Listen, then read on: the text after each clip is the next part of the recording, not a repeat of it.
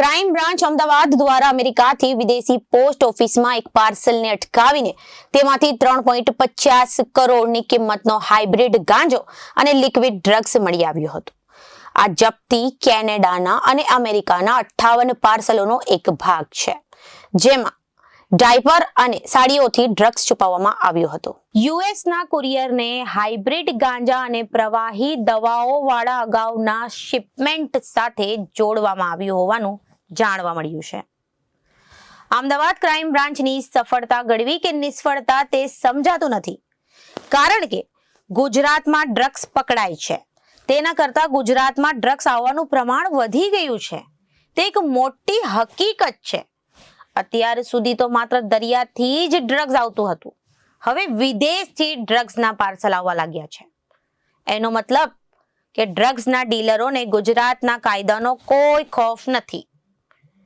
તેમણે ગુજરાતમાં ડ્રગ્સ ઘુસાડવાના રસ્તા ખબર છે. અમદાવાદ ક્રાઇમ બ્રાન્ચે 20 દિવસ પહેલા પણ વિદેશના પાર્સલમાંથી ડ્રગ્સ પકડી પાડ્યું હતું. ત્યારે વધુ વખત વિદેશી પાર્સલમાંથી ડ્રગ્સ મળી આવ્યું છે. અમદાવાદ ક્રાઇમ બ્રાન્ચની કાયદાકીય પ્રક્રિયા શરૂ કરી છે. ભારતના મોટા ડ્રગ્સ પેડલરોની આ કેસમાં સંડોવણી સામે આવી છે. પોસ્ટ ઓફિસમાં આવેલા 58 ડ્રગ્સના પાર્સલ મળી આવ્યા છે. 58 પાર્સલમાંથી હાઇબ્રિડ ગાંજો, વનસ્પતિ અને લિક્વિડ બોટલો પણ મળી આવી છે. લિક્વિડ ફોર્મમાં 60 બોટલો મળી આવી છે, તો 11.601 ગ્રામ હાઇબ્રિડ ગાંજો મળી આવ્યો છે. યુએસએ, કેનેડા અને યુકે થી તમામ પાર્સલો અમદાવાદ પહોંચ્યા હતા.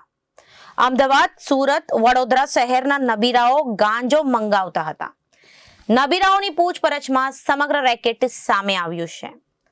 3.50 કરોડની કિંમતનું હાઇબ્રિડ ગાંજો, લિક્વિડ ફોર્મ અને વનસ્પતિ ફોર્મમાં ડ્રગ્સ મળી આવ્યું છે.